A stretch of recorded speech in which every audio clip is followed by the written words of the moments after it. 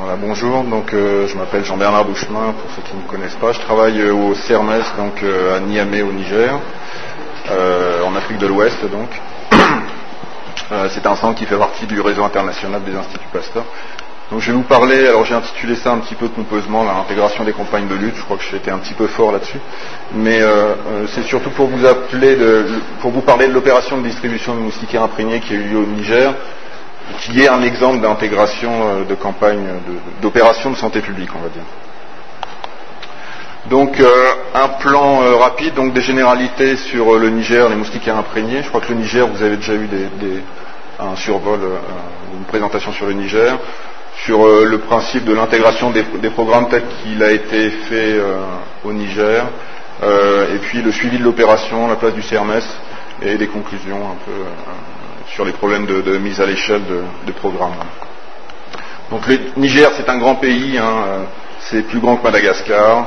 Il y a à peu près 13 millions d'habitants qui sont localisés sur la bande sud, la bande sahélienne et soudanienne, parce qu'au-dessus, il fait trop sec, il y a pratiquement les pluies, l'isoète là doit tourner aux alentours de 30 cm d'eau par an.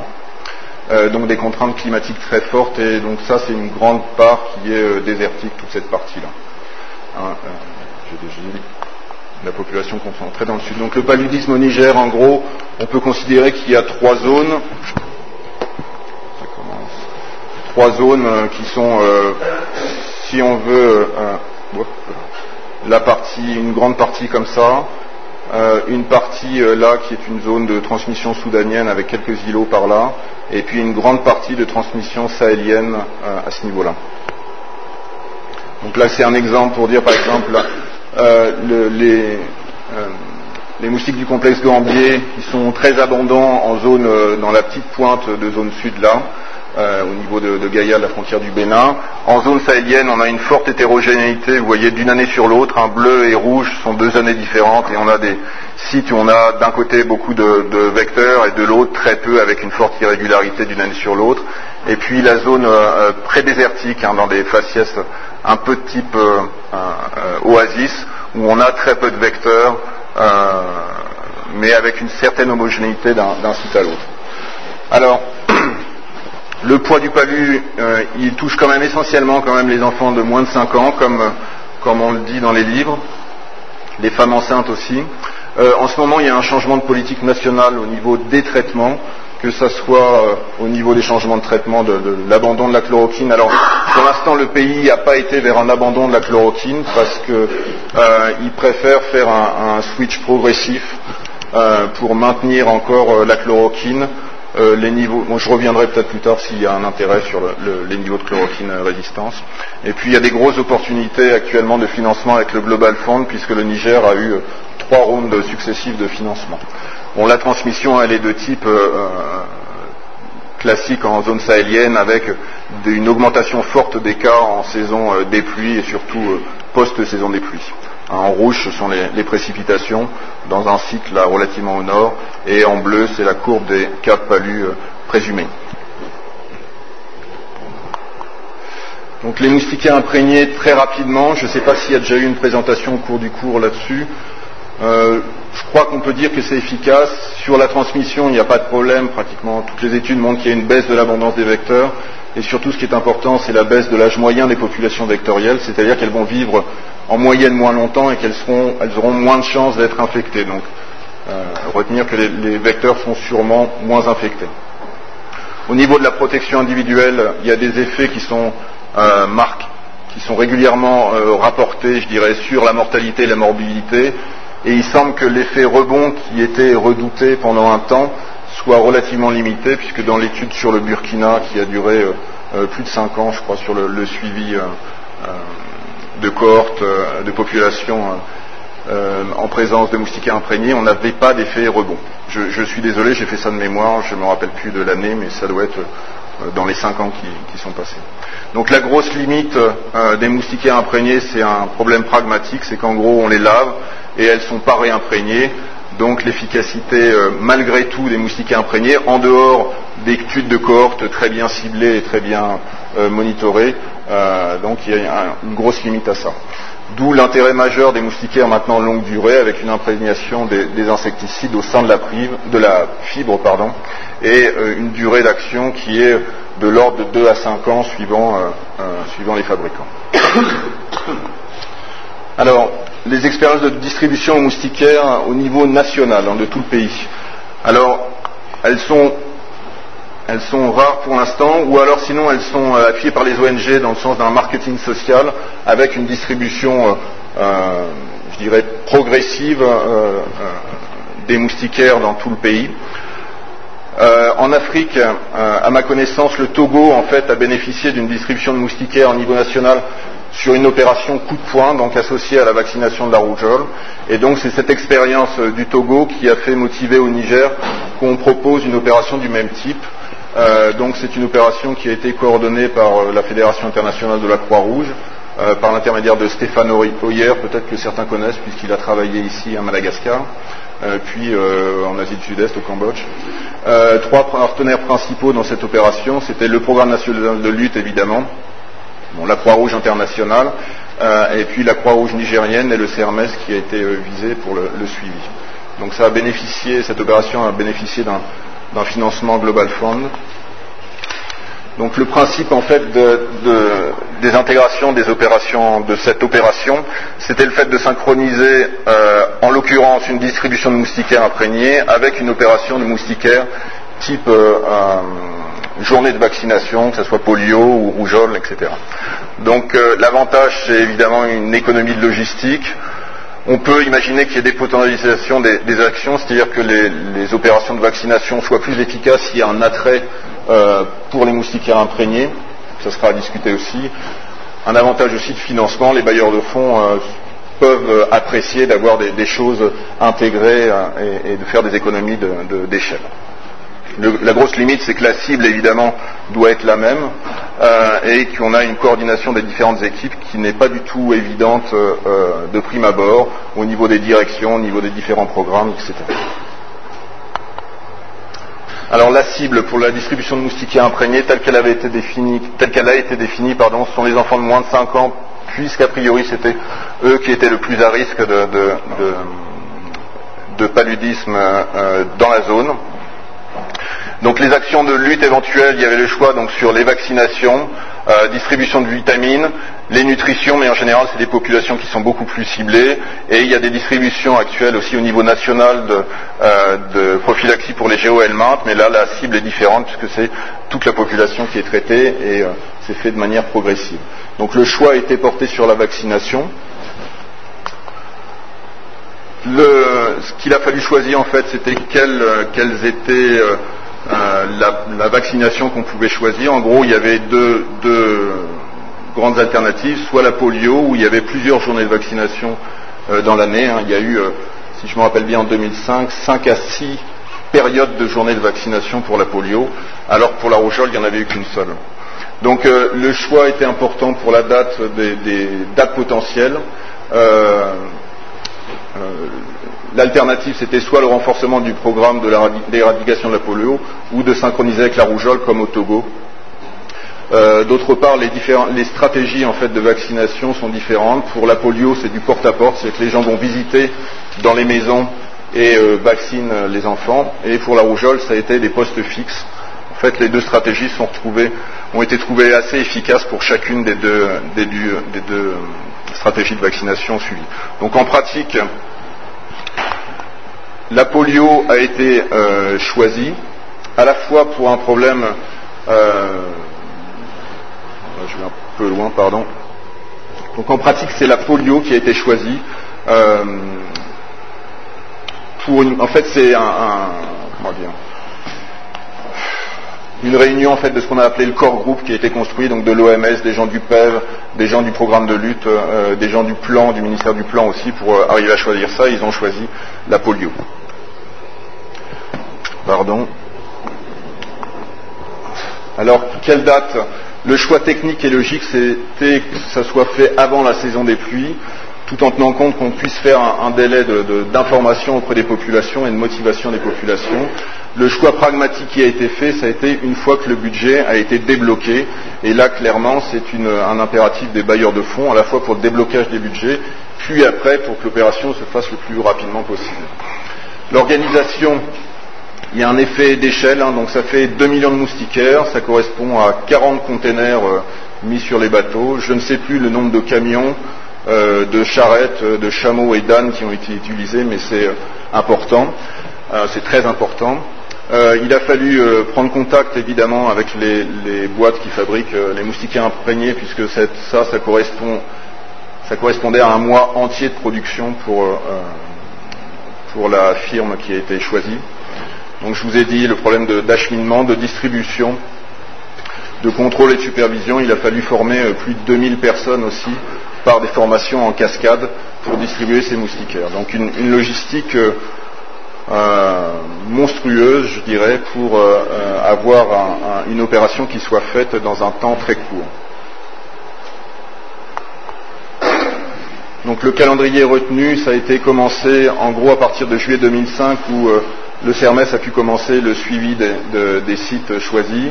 En novembre 2005, 2 districts ont été testés où il y a une distribution de moustiquaires pour savoir quels étaient les problèmes. Il fallait marquer sur le pouce les mères d'enfants qui recevaient une vaccination, puis ensuite il fallait donner un voucher. On allait dans un poste fixe pour recevoir la moustiquaire, puis recevoir un autre marquage sur l'autre pouce. Enfin, c'est des choses un peu compliquées, d'autant que les gens se sont aperçus très vite qu'on pouvait faire un marquage sur le pouce au henné, donc il a fallu choisir une autre couleur, etc. Bon, c'est des anecdotes, mais c'est vrai que c'est des choses un peu amusantes. Au niveau de tout le pays, donc on a pu faire la distribution en décembre 2005 en réservant la capitale puisqu'il y avait un petit déficit de moustiquaires, donc la capitale a été mise de côté. Et puis en janvier 2006, il y a eu une étude de couverture de projet de couverture de distribution des moustiquaires imprégnés qui a été faite par le CDC. Et en mars 2006, Niamey, la capitale, on a distribué les moustiquaires imprégnés dans la capitale, donc en mars 2006. Donc je répète que, en gros, la saison des pluies, elle va de juillet jusqu'à septembre, octobre, et que la saison de transmission, elle est quand même essentiellement de août à septembre, octobre. Donc là, on était après la saison de transmission. Donc en gros, le total de moustiquaires imprégnés, 2 millions, un peu plus de 2 millions. Pour un exemple, j'avais les chiffres pour Niamey, on avait 54 sites pour 130 000 mères, donc pour le pays, vous imaginez, il y avait à peu près 2 millions de mères auxquelles on distribuait les moustiquaires, et ça fait un nombre de postes très conséquent, de plusieurs milliers. Donc, suivi de l'opération, pourquoi un suivi? Je crois que c'est quand il y a une opération de cette ampleur, qui est en opération coup de poing comme ça, ce qui est assez nouveau, ça me paraît intéressant de suivre. Les bailleurs de fonds étaient intéressés évidemment à savoir si il pouvait y avoir un suivi et si on pouvait essayer de justifier un peu de la dépense de fonds de cette opération. Donc ça s'est fait en 2 parties en gros. Une enquête de couverture par le CDC, je vous ai dit en janvier, donc on verra plus tard un peu les résultats et les suites. Et puis un suivi clinique et paludologique qui était confié au CERMES en collaboration avec le Programme national de lutte sur tout le pays, en sachant que tout ce suivi général est piloté par un comité scientifique international. Donc l'enquête de couverture faite par le CDC et le PNLP, en gros avec 40 équipes mobiles sur tout le pays, recensement des ménages en fait dans 2 sites par district, donc il y a 42 districts, mais on a tiré les districts de Niamey. Et une fois qu'on avait fait ces recensements, on tirait au sort les ménages qu'on enquêtait avec un questionnaire et une enquête dans la maison pour voir les moustiquaires. Donc les résultats, en gros, sont intéressants. Il y a plus de 90% des femmes qui étaient visées avaient reçu leur moustiquaire imprégné. Donc ce qui a fait passer le taux de couverture qui était assez haut au niveau national, de 60% à 85% en moustiquaires. Il faut dire que maintenant, ces moustiquaires-là, ce sont des moustiquaires qui sont imprégnés et pleinement efficaces. Le gros problème, c'est qu'ils sont aperçus qu'il y avait à peine 20% des moustiquaires qui étaient accrochés, ce qui est déjà beaucoup puisque c'était en saison sèche, donc ça paraissait logique que les moustiquaires ne seraient pas utilisés. utilisé. Donc, le CDC va refaire une enquête en saison des pluies, ce qui sera beaucoup plus dur sur le plan logistique, mais qui aura des résultats plus intéressants. Donc au niveau du CERMES, on a voulu faire un suivi à la fois de la transmission pour essayer de voir si on pouvait avoir un effet de masse de l'opération. Est-ce que le fait de distribuer beaucoup de moustiquaires partout, ça peut faire baisser la transmission ou pas? C'est une question qui n'est pas souvent traitée. Donc on fait des enquêtes transversales en fait qui correspondent aux 3 principales saisons du Niger qui sont retenues sur 14 sites. Alors c'est un transect est-ouest, ça peut surprendre. On aurait tendance à faire un transect nord-sud. En fait, on s'est aperçu que sur ce transect est-ouest qu'on connaît maintenant bien, on a une grande variation des faciès de transmission et qu'on va avoir des chiffres à la fois pour des faciès de transmission très forts de l'ordre de plusieurs centaines de piqûres infectantes par homme et par an, à des sites beaucoup plus faibles avec une transmission très épisodique et très rare. Donc un suivi entomologique par des méthodes classiques et parasitologiques en gouttes épaisses et frottis minces, et puis parallèlement à ça, un suivi clinique pour essayer de voir quel est l'effet réel sur la protection individuelle, avec cette fois-ci 44 sites sentinelles qui sont des dispensaires répartis dans tout le pays, et avec pour un certain nombre de cas, pour 30 cas par mois en tout cas, une confirmation biologique des cas de fièvre déclarés. Donc on a voulu s'aider pour suivre tous ces dispensaires qui peuvent être très distants en fait d'un système de transmission de données par satellite, qui permettent d'une part le rapport hebdomadaire de l'activité classique du dispensaire, hein, comme il est fait sur papier et qui met plusieurs mois parfois à arriver au niveau central. Donc ça peut être saisi sur la borne et c'est envoyé régulièrement, une fois par semaine, par satellite, et c'est reçu au niveau central en quelques heures. Et puis aussi, il y a eu une collection de données environnementales, notamment climatiques, puisque les effets, la variation interannuelle en fait des cas de paludisme dans beaucoup de zones du Niger est liée au climat. Et on avait fait une étude 2 ans avant en fait de pré-enquête de système, et tous les infirmiers ont montré qu'il y avait une adhésion parfaite et qu'il n'y avait aucun obstacle à récolter des données météo simples, hein, c'est-à-dire qu'il y a un pluviomètre dans la cour qui est standardisé, et quand il pleut on regarde l'eau et on vide après, et puis un thermomètre mini-maxi où on peut regarder ce qui se passe. Donc ça c'est quelque chose qui est facilement faisable et qui est intégré donc au niveau de la saisie. À part ces paramètres-là, on regarde aussi donc le nombre de consultations, le nombre de cas de paludisme déclarés. Donc ça c'est fait par tranche d'âge, hein, par les 4 tranches d'âge classiques, moins d'1 an, 1 à 4 ans inclus, 5 à 14, je ne veux pas dire de bêtises, enfin, et puis au-dessus de 15 ans. Ça peut être fait par pathologie, donc là on a choisi de le faire par pathologie, pour le paludisme évidemment, mais en cas d'alerte ou de problèmes autres, notamment les méningites en saison sèche, il peut y avoir une déclaration complète aussi par ce système-là, où c'est un système ouvert et polyvalent, il suffit de changer le code des pathologies. Et on a additionné aussi à ce système tout un système de code qui peut être envoyé n'importe quand, avec 200 messages en gros prédéfinis. Ça peut être des déficits de stock en médicaments, en vaccins, en n'importe quoi, et on a même été obligé d'ajouter au dernier moment des mortalités de poulets anormales dans le secteur. Donc, ce qui fait que c'est un système relativement ouvert et que ça profite au système de déclaration sanitaire du pays, au-delà de la pathologie palustre proprement dite. Donc là, juste la carte des 44 sites. Donc il y a des sites qui sont assez éloignés. Il y a d'autres sites qui paraissent proches, mais qui peuvent par exemple se retrouver à 60 km de la plus proche piste, hein, je dis même pas du goudron, mais de la plus proche piste où il y a un taxi B qui passe régulièrement. Donc ce choix, en fait, il a été fait en coordination avec le système d'information sanitaire, avec un choix sur la densité de population évidemment, sur certains sites donc, qui étaient très éloignés et qui paraissaient d'intérêt pour le ministère, et certains sites aussi qui sont des sites où il y a souvent des épidémies qui reviennent et où le ministère avait l'envie d'une surveillance un peu plus cadrée dessus. Donc ça, c'est les paramètres qui sont saisis. Je crois que on en a parlé, pardon. Donc ça, c'est le type de rapport qu'on peut avoir donc par Internet sur un site sécurisé.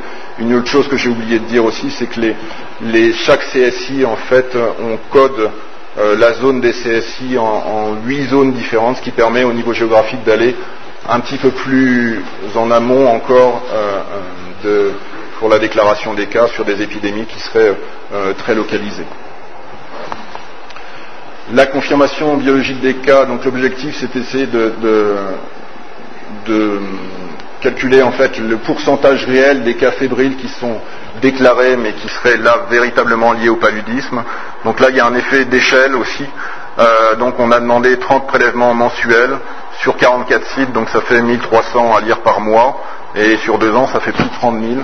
Donc c'était un problème logistique en fait pour le laboratoire, pour la lecture des lames, etc. Il n'y avait pas de moyen de diagnostic disponible localement, alors il n'y a pas de microscope évidemment. On pouvait se poser la question des bandelettes. Il y avait plusieurs obstacles à l'utilisation de ces bandelettes. D'une part des obstacles techniques pendant certaines saisons où j'ai testé en fait l'utilisation de bandelettes, où c'est très difficile par une température de 42 degrés et un degré d'hygrométrie à 5%, les bandelettes marchent, enfin certaines en tout cas marchent très mal. Et puis il y a surtout le fait qu'on faisait une évaluation, enfin un suivi d'un type d'opération sur les moustiquaires imprégnés et qu'il était évident que l'introduction de bandelettes allait sûrement modifier la pratique quotidienne des infirmiers localement. Donc ça posait un problème aussi méthodologique. Je sais que sur le plan des traitements, ça se discute beaucoup, mais normalement, ça doit faire l'objet d'une opération qui viendra après par le ministère de mettre des bandelettes disponibles sur tout le pays. Donc en gros, on a demandé à ce qu'il y ait des recueils de sang sur sérobuvard où on a fait une recherche d'antigènes HRP2 différés. Donc le type de résultat qu'on avait, c'était effectivement, là par exemple, c'est le pourcentage des cas positifs. Donc là, on est aux alentours de 10% en saison sèche et ça monte très facilement, évidemment, aux alentours de 40-50% dans plusieurs dispensaires d'une même zone. Au niveau, là, c'est les semaines, donc c'est 26e semaine, c'est début juillet. En gros, pendant toute la saison des pluies, là, c'est le nombre de consultations, en gros, sur l'ensemble des dispensaires, et on voit qu'effectivement, il y a une nette augmentation des cas pendant la saison des pluies. Et là, c'est la part du paludisme dans les premiers résultats les premiers tests qu'on a effectués sur les premiers prélèvements, où on a effectivement une part du paludisme dans les âges autour de 5 ans, mais on voit que ça dépasse un peu jusqu'à vers 6-7 ans, qui est très notable par rapport à la population générale, ici jusqu'à 40 ans. Donc en conclusion, on avait un problème d'échelle à appréhender, donc pour les programmes d'évaluation, je ne parle même pas là du problème de distribution qui était un problème en soi, mais ce problème donc à la fois du problème de personnel, de méthode, de stockage, etc. C'est évident aussi que c'est un programme qui s'implique à fond dans la santé publique et en collaboration complète avec le programme national de lutte, et que dans ces cas-là, l'évaluation semble évidente à intégrer dès la conception du projet de lutte, et là ça a été fait effectivement avec l'appui du concepteur du projet, de Stéphane Hoyer, et du PNLP. Voilà, je vous remercie.